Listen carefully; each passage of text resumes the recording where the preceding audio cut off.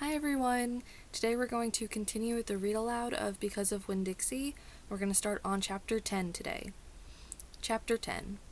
I told Gloria Dump everything. I told her how me and the preacher had just moved to Naomi and how I had to leave all my friends behind.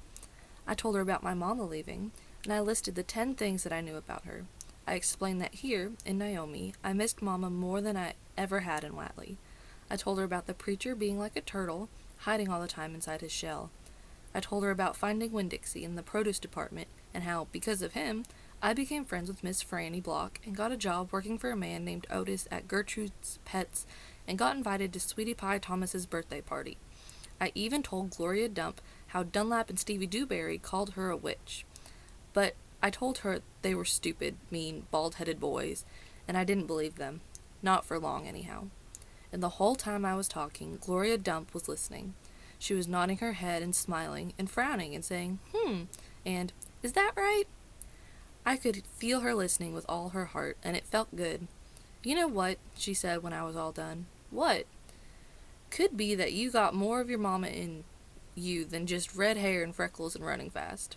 Really? I said. Like what? Like maybe you got her green thumb.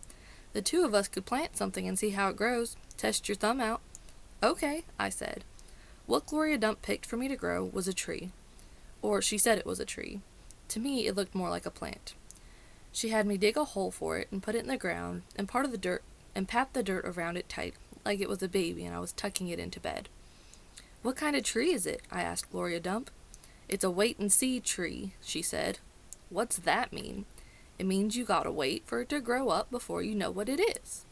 Can I come back and see it tomorrow? I asked. Child, she said, as long as this is in my garden, you're welcome in it. But that tree ain't going to have changed much by tomorrow. But I want to see you too, I said. Said Gloria Dump. I ain't going nowhere. I'll be right here. I woke Winn-Dixie up then. He had peanut butter in his whiskers, and he kept yawning and stretching. He licked Gloria Dump's hand before we left, and I thanked her. That night, when the preacher was tucking me into bed, I told him about how I got a job at Gertrude's Pets, and I told him all about making friends with Miss Franny Block and getting invited to Sweetie Pie Thomas's party, and I told him about meeting Gloria Dump. Winn-Dixie lay on the floor, waiting for the preacher to leave so he could hop on the bed like he always did. When I was done talking, the preacher kissed me good night, and then he leaned way over and gave Winn-Dixie a kiss too, right on top of his head. You can go ahead and get up there now, he said to Winn-Dixie. Winn-Dixie looked at the preacher. He didn't smile at him, but he opened his mouth wide like he was laughing, just like the preacher had told him, the funniest joke in the world. And this is what amazed me the most. The preacher laughed back. Winn-Dixie hopped up on the bed, and the preacher got up and turned out the light. I leaned over and kissed Winn-Dixie too, right on the nose. But he didn't notice. He was already asleep and snoring. Chapter 11. That night there was a real bad thunderstorm. But what woke me up wasn't the thunder and the lightning. It was Winn-Dixie, whining and butting his head against my bedroom door. Winn-Dixie, I said, what are you doing? He didn't pay any attention to me.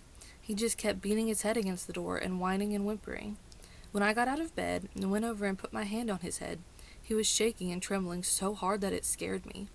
I knelt down and wrapped my arms around him, but he didn't turn and look at me or smile or sneeze or wag his tail or do any normal kind of Winn-Dixie thing.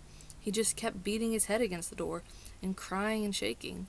You want the door open? I said. Huh? Is that what you want?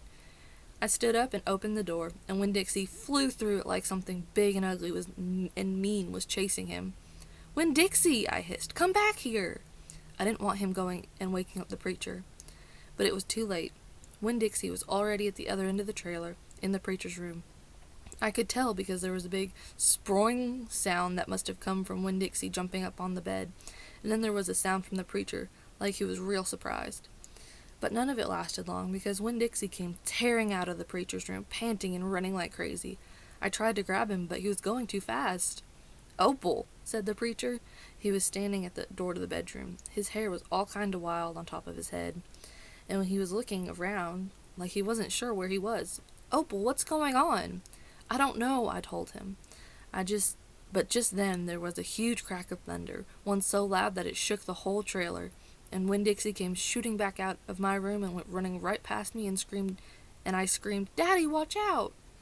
But the preacher was still confused. He stood there, and Winn-Dixie came barreling right toward him like he was a bowling ball, and the preacher was the only pin left standing. And wham! They both fell on the ground. "Uh-oh," I said. "Opal?" said the preacher. He was lying on his stomach, and Winn-Dixie was sitting on top of him, panting and whining. "Yes, sir," I said. "Opal," the preacher said again. "Yes, sir," I said louder. "Do you know what a pathological fear is?" "No, sir," I told him. The preacher raised a hand. He rubbed his nose. "Well," he said, after a minute, "it's a fear that goes way beyond normal fears. It's a fear you can't be talked out of or reasoned out of."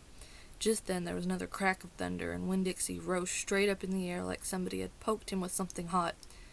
When he hit the floor, he started running. He ran back to my bedroom, and I didn't even try to catch him. I just got out of the way. The preacher lay there on the ground, rubbing his nose. Finally he sat up. He said, "Opal, I believe Winn-Dixie has a pathological fear of thunderstorms." And just when he finished this sentence, here came Winn-Dixie again, running to save his life. I got the preacher up off the floor and out of the way just in time.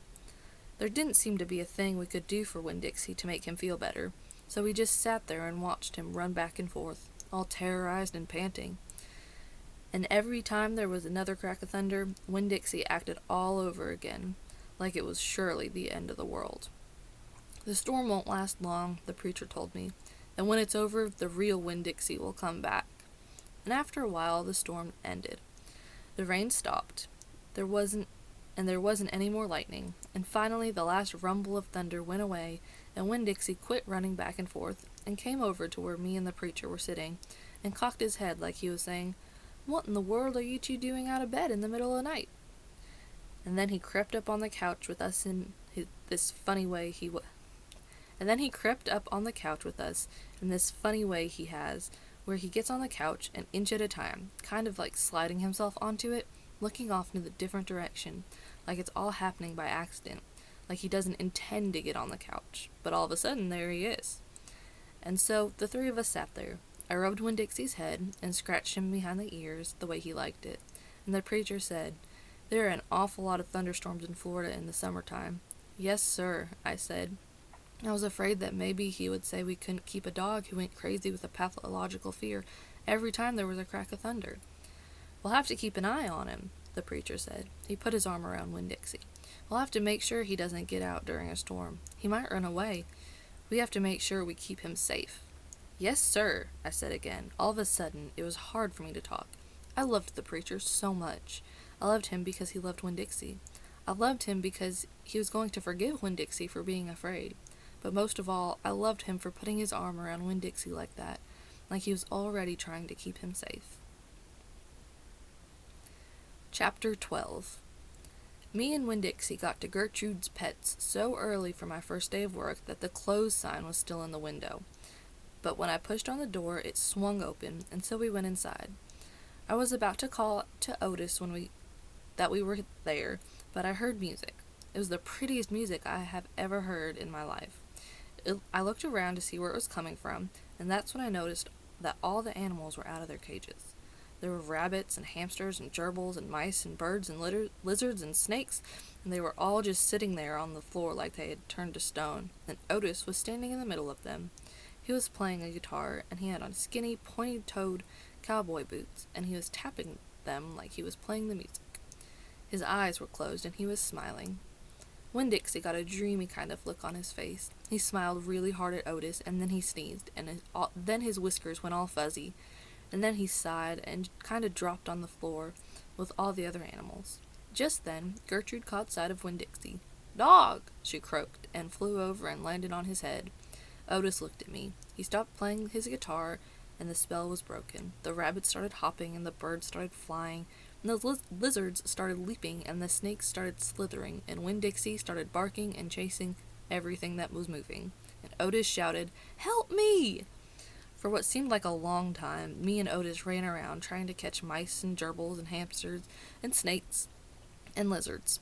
We kept on bumping into each other and tripping over the animals, and Gertrude kept screaming, "Dog! Dog!" Every time I caught something, I put it back in the first cage I saw. I didn't care if it was the right cage or not. I just put it in and slammed the door. And the whole time I was chasing things, I was thinking that Otis must be some kind of snake charmer, the way he could play his guitar and make all the animals turn to stone. And then I thought, this is silly. I shouted over Winn-Dixie's barking and Gertrude's yelling, and I said, "Play some more music, Otis!"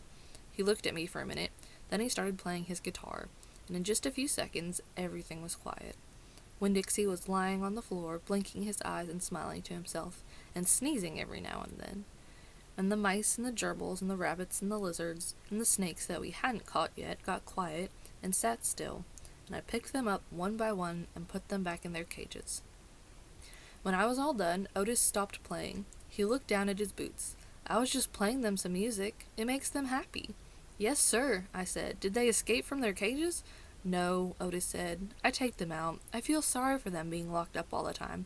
I know what it's like being locked up." "You do?" I said. "I have been to jail," Otis said. He looked up at me real quick and then looked down at his boots. "You have?" I said. "Never mind," said Otis. "Aren't you here to sweep the floor?"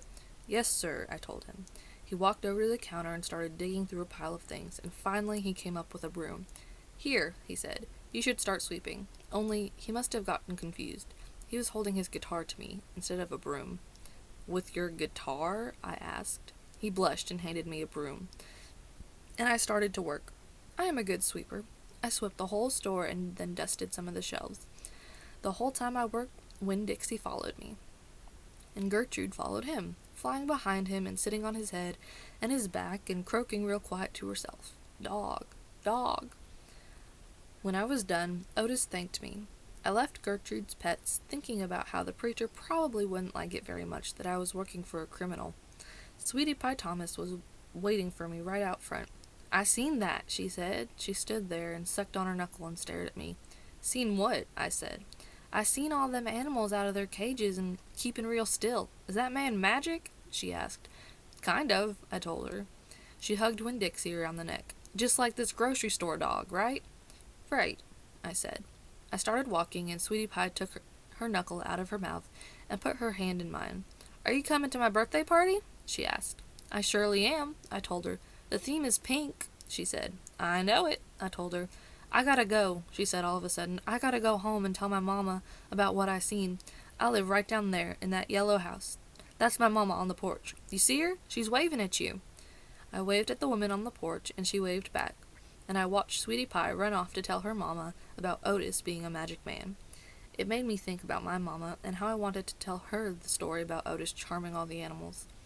I was collecting stories for her.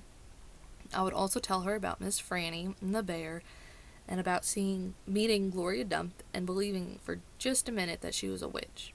I had a feeling that these were the kind of stories my mama would like, the kind that would make her laugh out loud, the way the preacher said she liked to laugh. Okay, and that's the end of chapter 12. Bye!